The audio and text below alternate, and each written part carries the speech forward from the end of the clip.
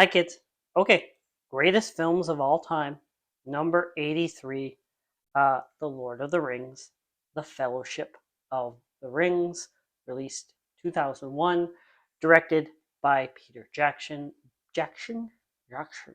I'm Sean Connery all of a sudden. Peter Jackson, all obviously based on the novels by JRR Tolkien. Um, have to go back to 2001 prior because nowadays it seems obvious to make the Lord of the Rings into films. Um, Not quite the same climate 2001. Lord of the Rings kind of makes the climate that we are in today. I believe it's Peter Jackson's sixth or seventh film, but Peter Jackson wasn't the biggest name in Hollywood. Nowadays, I think if you were going to make The Lord of the Rings like it was made, a studio would probably want a different name. Maybe not. I don't know. Um, so it's interesting. Peter Jackson, as I said, New Zealand director.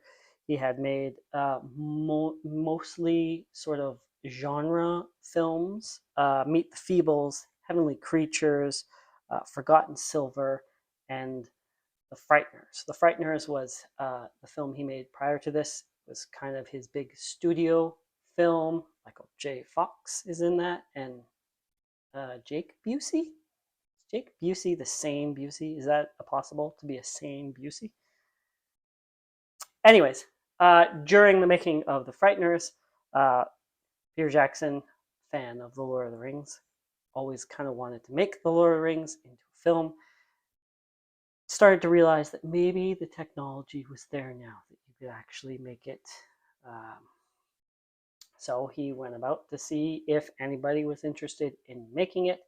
At the time, I believe he was under contract that any ideas, such like that, for our next film, he had to bring to Miramax, which was owned by Disney at the time. Um, so he brought Miramax the idea for making the Lord of the Rings series. Harvey Weinstein, um, guy who liked to play it safe and really understood art, suggested maybe just making it into one film or maybe just adapting The Hobbit. Problem was they didn't have the rights to The Hobbit. They could not acquire the rights to The Hobbit. So they kind of parted ways there. Eventually, New Line comes in and they kind of buy the rights to to adapt the film with Peter Jackson. I don't think he was always attached to direct, though. I know at some point he was making sort of a making of documentary before they were really even making the film. Um, and then comes in Richard Taylor and the Weta Workshops, production studio special effects that Peter Jackson had used for all of his films up to this point. So he employs them to make everything for the film. And Peter Jackson wants to do it right, insists on pretty much everything being made real, being made authentic from scratch. They make chainmail and all the weapons, and they build a great big wall. They use every practical effect known to man in the film to force perspective and all that things to bring the Lord of the Rings, the Fellowship of the Rings, to life. Um, Weta Workshop, besides working with Peter Jackson, pretty much up until this point, it was only Peter Jackson films they had worked on, but they had also worked on the Hercules and the Xena series. So they had a bit of experience with this type of fantasy genre. Um, but yeah, and then since then, they have been used recently by films like Megan, Black Panther, Wakanda Forever, The Way of the Water, X, Ty West, X, and the new Dune film, the new version, obviously.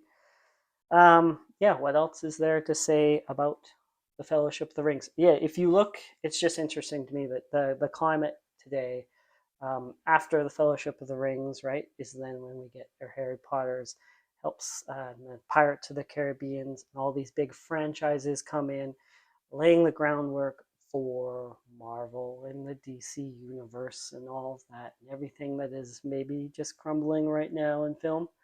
Um, and yeah, so Lord of the Rings, Fellowship of the Ring. How does it get onto this list? The first of the films. Is it the best of the films? It's debatable. Depends who you ask.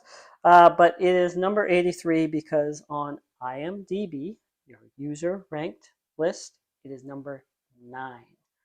According to you film watchers out there, it is the 9th best film of all time. And on the 2007, obviously, because it wasn't around for 1998, AFI list of 100 greatest films, it came in at number 50, which is pretty remarkable because the film was only 6 years old at that point, and it was already number 50. So that's how it gets to this list at number 83. Did I miss it? Oh, Lord of the Rings 2, by the way. It opened against Ocean's 11, which is just the whole thing to me is this very interesting gamble because now we live in a post Lord of the Rings, a post Game of Thrones world. But prior to that, it was very different. I remember when the trailer came out. I remember watching it on a computer, not on YouTube. Um, and yeah, just surprised that they were actually making Lord of the Rings.